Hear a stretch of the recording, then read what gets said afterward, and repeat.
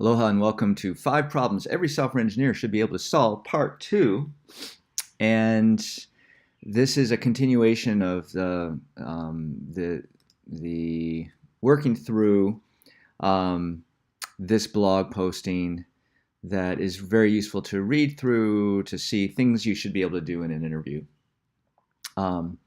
And really what we're doing this for is we're starting to kind of build up. We have some JavaScript skill, IntelliJ skill, GitHub skill, and ESLint. So we're combining 4 things together. And again, we're building up a toolkit of interrelated techniques that enable you to program faster, develop code that works more quickly.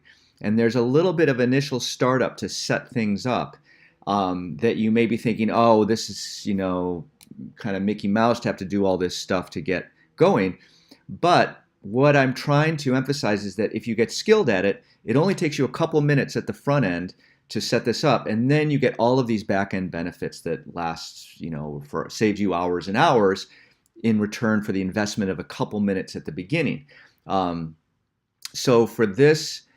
For these practice WODs, the actual JavaScript that you write is almost trivial because I'm wanting you to focus on really being able to crank through these initial steps.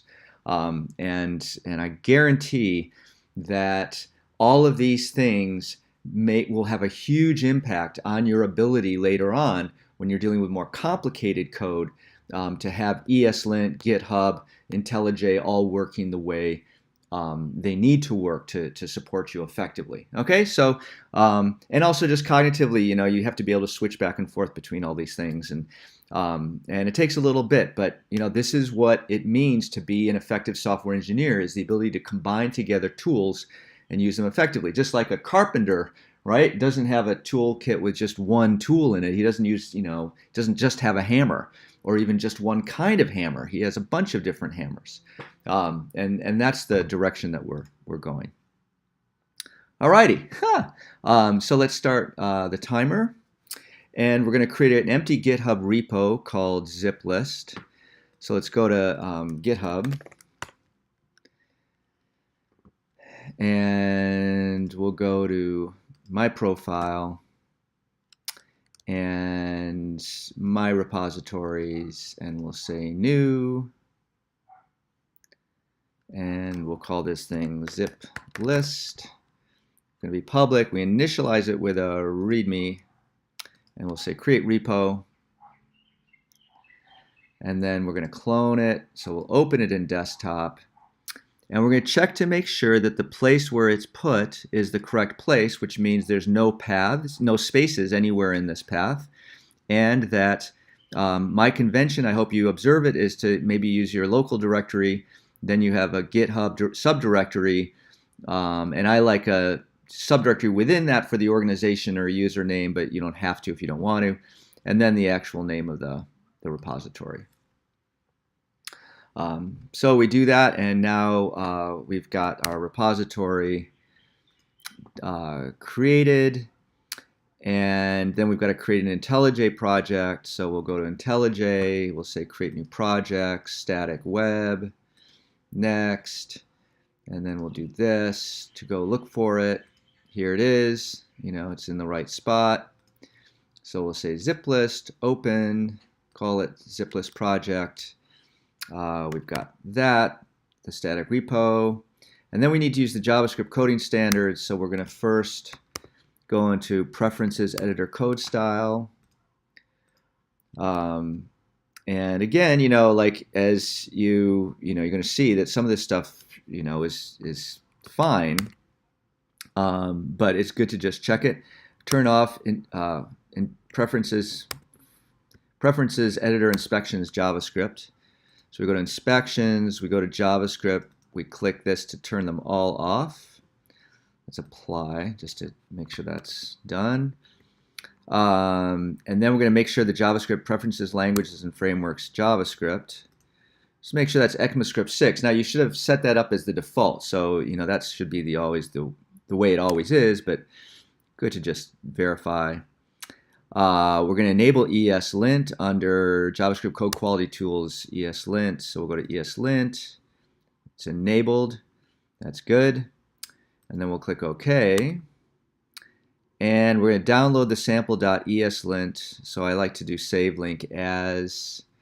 We'll find our zip list directory, put it in there, and we need to rename it to ESLintRC. So the fast way I know for that is to say function shift function F6, which brings up the rename dialog, and we just click refactor. Now ESLintRC is defined the right way to. What's happened here?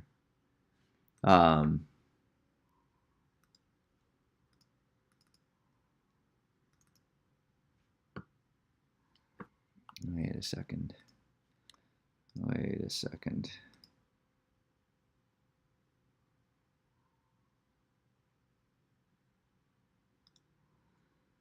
Save link as.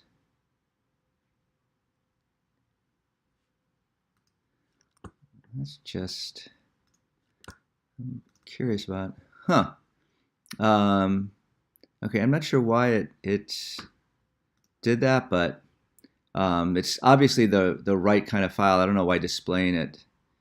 I mean, we could install the plugins, and then I assume we could see it. But what we'll do for right now is just delete that file, and we'll assume that this is okay, because I know it is. I think if we downloaded the ESLintRC file, then it would display it correctly. And maybe that's a good thing to do, but we'll leave it like this for now. All right, we're going to create an index.html and ziplist.js files. And the index.html should load the underscore package. So we'll select the top level directory. We'll say propeller n. We're going to create an HTML file. And it's going to be called index.html. And yes, we want to add these files to Git. We could do it later within GitHub Desktop, but for right now, we'll just do it here. And then we'll say propeller n for JavaScript. And we're going to call this ziplist.js. And then the next thing we're going to do is see what the next thing is we have to do. Oh, we have to load the underscore package. And so we'll copy that, and we'll go back to index.html, and we'll load the underscore package, and then we'll also, after loading underscore, we will load our ziplist.js file. Okay, save that out with a propeller S. And then let's go back and see what happens next. We're writing a function called ziplist that accepts two lists of equal length and returns the result of alternating taking elements. So for example, given the two lists ABC and 1, 2, 3, the function should return A1, B2, C3. Okay, ziplist should not use underscore. After you write the ziplist function, we're going to write another function that does the same thing using underscore. All right, so we're going to start off and do this kind of the manual way. So I'll select ziplist. And I can start by saying const test list 1. We got to have our test lists A, B, C, and const test list 2 equals 1, 2, 3. And we can immediately see that we have some ESLint errors, which is good because it demonstrates that ESLint is working. These two, the fact that it's assigned values not ever used, that's of course fine. And then these other ones down here are due to the fact that I didn't have a space in there. So we're down to just these two errors, which are fine. We'll use those in a minute. So we have to create a function called ziplist. And it's going to take two lists, list 1, list 2. And it's got to return a new list that is the result of combining those together. So what I would probably do is say const, it's actually what it's result list. This is a little weird because we're not going to change the value of result list directly. We're going to change the value of the elements inside result list. So const is kind of the best term for that. And so now we have to iterate through both lists. And so one way we could do that is we could have a for loop that says for let I equal 0, I less than list1.length, because both lists have to be the same length, otherwise you won't be able to zip them correctly. And we're not going to check for that. We're just assuming that, you know, the caller of this function is going to guarantee that. And then we can do an I double plus to increment through. So now we've got this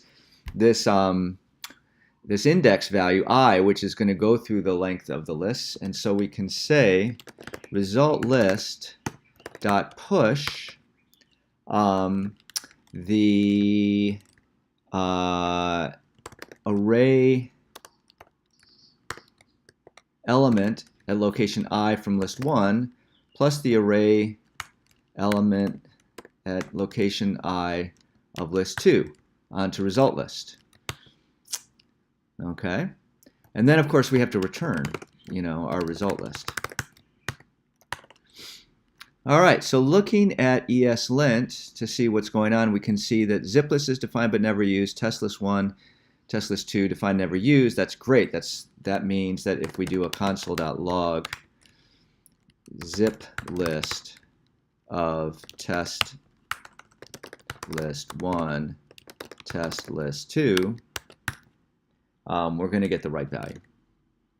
Or we're going to get rid of our ESLint errors, we hope. Let's click here and see. Yeah. All right. So now we can save that out. We can move over to index.html, and we can click on Chrome and bring up Chrome Developer Tools with a Command Option J, and we can see that we get this array that has exactly what we want inside, A1, B2, C3. Awesome. All right, so we finished the first part. Now we have to write a function called ziplist the simple way that does the same thing using underscore. So let's go back here in a propeller E that makes it easy. Rather than, you know, moving the mouse, we can just use keystrokes and get there faster. So we say function zip list the simple way, list 1, list 2, and we're supposed to use underscore to do this. I don't know how to do it. Let's go to underscore and try to figure this out. So we'll type in underscore.js, and I don't know, we could try looking for zip, and we find actually in the arrays documentation a function that is named suspiciously similar to what we need, called zip. So if we look at this thing, we see that it merges together the values of each of the arrays with the values at the corresponding position. Useful when you have separate data sources, they're coordinated through matching array indices. That sounds really good, but if we look at the example, we see that it's taking any number of arrays, so it has 3. We just have 2. The problem is that the result is a set of interior arrays, and we just want it to be all at one level. We don't want that interior nesting. So how could we do that? All right, well, that's a good question. So basically, you know, as with a lot of functional situations, what you do is you call one function, and you try to get the data structure close to what you need, and then you look around for another one to see if you can finish off the job. And so, you know, as you get better and better at functional programming, you'll start to kind of know there are these functions that exist that will do these things. And so right now you might not know it, but that's just kind of why you're learning this library. And it turns out that there is this function called flatten that you can take. It'll take a set of arrays, or an array with some kind of nested structure, and what it will do is it will flatten out, remove, the kind of traverse it and create a single sequence, which is Perfect, right? We have these, the zip will give us this structure with internal arrays, and then we call flatten on the result, and we get the top level sequence that we want. All right, so armed with that knowledge, we can just go back and we can say return dot flatten. We're going to flatten the results of calling underscore zip with list1, list2. Okay, and then we see that ESLint is complaining that we haven't called that, so let's call it console.log zip list, and I can just select that one, and with test list 1, test list 2. Okay, so we save that out, and we see got our green check mark. So we can go back to index.html, and then we can go to Chrome, and voila. Okay, we've got the two lists. They look exactly the same. And so we're good. So let's commit our finished program to GitHub. And we finished in about, say, 15 minutes. Okay, but I again want to bring up the idea that in general, no pun intended, it's not good to commit the .idea directory and the .iml directory to GitHub. That's because once you're working with multiple people, if they're working in different environments, these files might not be appropriate for them. Okay, so right now it doesn't really matter. You're just working with yourself, so you can commit these things willy-nilly and it doesn't matter. But I want to keep showing you, how you can get rid of this so that when it becomes important for you to do it, you'll kind of remember about the fact that this existed. So the way we do it is we're going to create a file called .gitignore. And then inside there, we're going to say we want to ignore any file that is the .iml, and we're going to ignore the .idea directory. Okay, and now, so if we go back to our GitHub desktop, we can now see that the only files that will be committed are these 4 files. And again, if you're using the command line, yeah, you can kind of figure this out, but it sure is a lot easier, I think, to use a graphical user interface. Just like you could, program from the command line. I mean, you could, but it's a lot easier to use an editor that allows you to see more things at once. So we got to say, finish the exercise, some kind of commit message. And remember, we got the working tree where our files exist. Commit to master, that basically takes the changes from our working tree, copies it into our local repository, our local GitHub repository, which is in that .git directory. So you can imagine that you've gone, well, if we kind of look here, we've where am I? We're here, this .git directory, that's where our repo is. Above the .git directory is a directory structure that has all of our working tree. So we've essentially taken the changes and the files that we've created, index.html and ziplist.js, and we've copied them somehow, magically, in some weird way, maybe transforming them in certain ways. We've copied them down into this subdirectory, which is the location of our GitHub repo. Okay, but that's local. Where we really want it is on GitHub. And so to do that, we have to do this next step, which is now that it's committed to master, you can actually click here and you can see, the history of what you've done, another nice thing. But what we're now going to do, this button becomes kind of active, indicating, or it used to be saying like fetch from origin. Now it says push origin, indicating that there are differences between our local repo and GitHub. And if we want to make those two the same, we should click this button. And it even will indicate how many commits we've made to the local repo that are not already at the origin or GitHub. So we'll push this.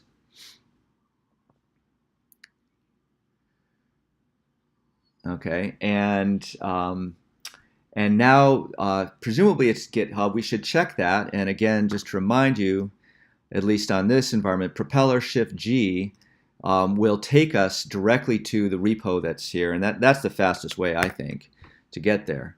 So we click that, we use that keystroke, we get here, and we notice that the files that we want are all there. You could click here if you wanted to see them. It all looks good, and so I think that we're okay. I called it about 15 minutes before I went off on this .gitignore thing.